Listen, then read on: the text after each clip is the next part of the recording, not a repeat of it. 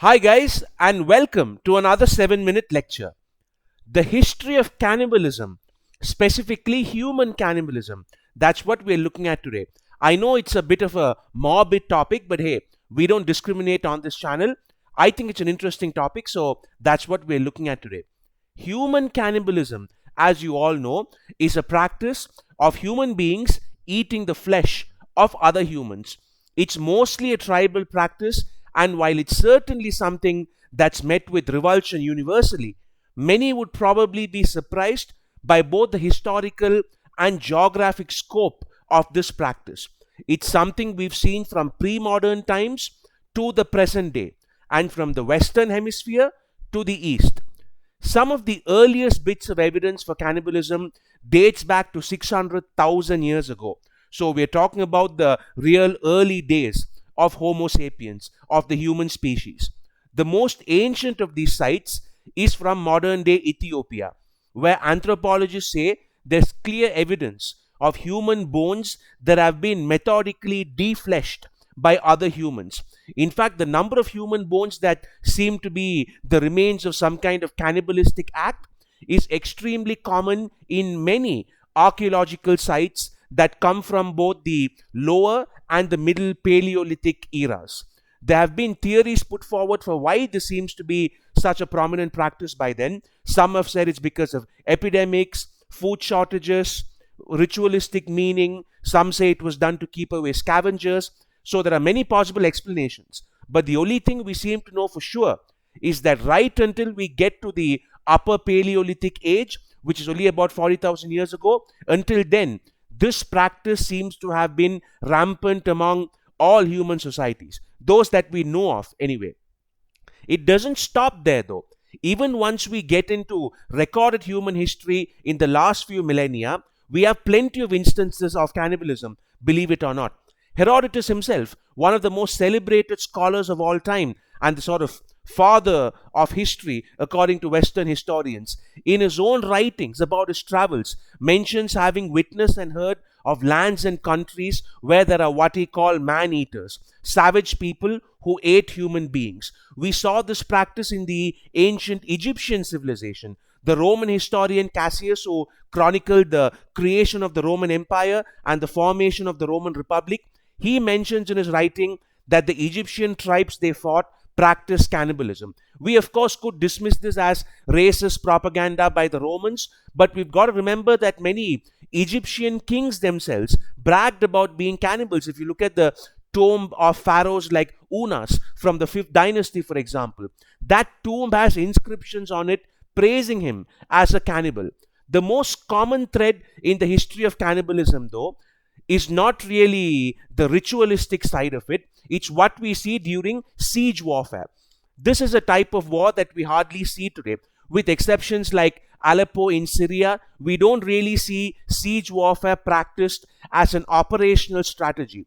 But before the days of mechanized warfare, it was extremely popular. You could say that it was one of the hallmarks of war. And because fortified settlements were built in a certain way, we have numerous instances where cities under siege were constantly forced to resort to cannibalism when they were cut off from the rest of the world and run out of food.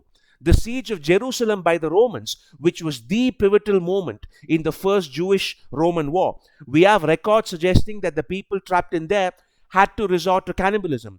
The siege of Numantia, where the Roman Empire smashed into what is modern-day Spain, that is supposed to have been another instance where the trapped people had to resort to this. So whenever there was a huge siege, reports of this nature always surfaced. It's not just in this era or place where it happened either.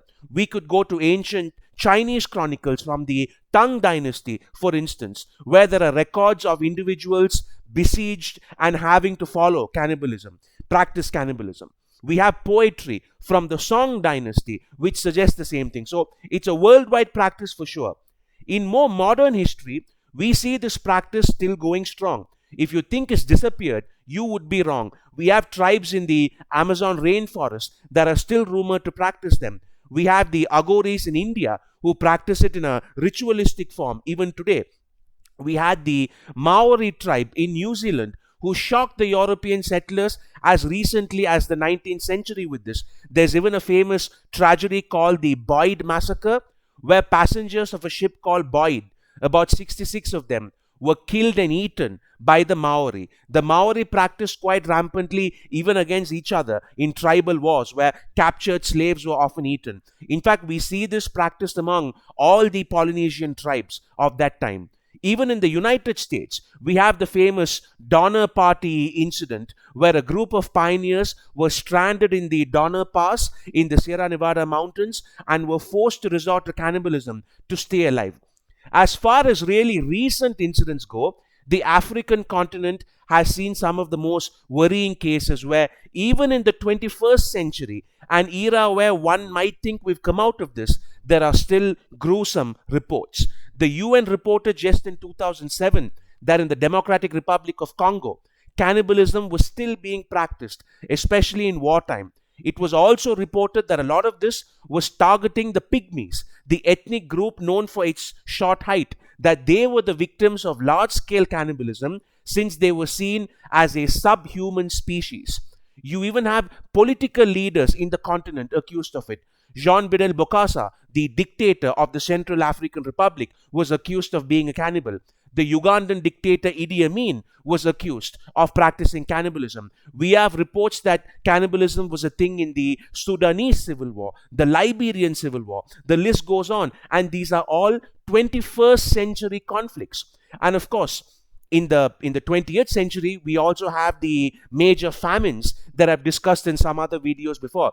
The Great Leap Forward famines in China, the Powelzine famine in Russia, numerous famines in North Korea. In all of these, we've had reports of cannibalism being practiced because when people starve, they generally tend to lose their aversion towards this practice. You can afford to hate it when you have a full stomach, but people with an empty stomach simply don't have that luxury. They would choose cannibalism over starvation anytime.